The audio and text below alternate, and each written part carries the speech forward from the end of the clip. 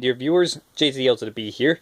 I'm pleased to be back with my second Batman movie review, and this time it's going to be of the 1997 Tim Burton Batman film, Batman and Robin, the sequel to Batman Forever from 1997. So a new Dark Knight is on the scene, in the form of George Clooney, who's playing as Batman.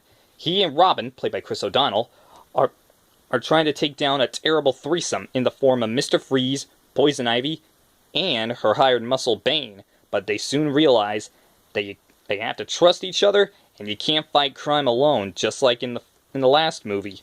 Which is why this time, they've got Alicia Silverstone playing the part of Batgirl. Now about the villains, Arnold Schwartz plays the part of Mr. Freeze. Yes, the Arnold Schwartz. Then you've got Uma Thurman playing the part of Poison Ivy. And they possibly couldn't have picked a better actress to play as her. And then you've got an unknown actor playing the part of Bane, Poison Ivy's hired muscle. Now, many people have complained about too many Bat-themed things in this film. And I have to agree, though that is a pretty major flaw on behalf of the movie. Simply because I have a feeling that halfway through at the start of the movie, they were trying to be sort of like Batman Forever, only then they switched it up to being like Batman the 1960s TV show, only less campy, and then tried to do it go in another direction, back to the Tim Burton aspect of things, and the movie is just dare I say, a bit of a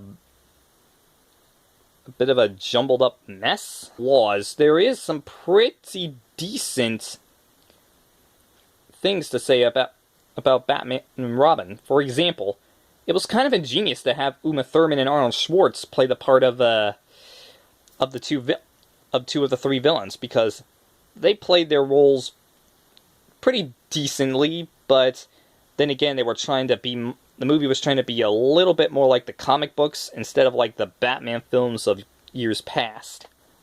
But aside from all the flaws and all the good points, Batman and Robin is still I want to say, decent-ish movie for Batman fans.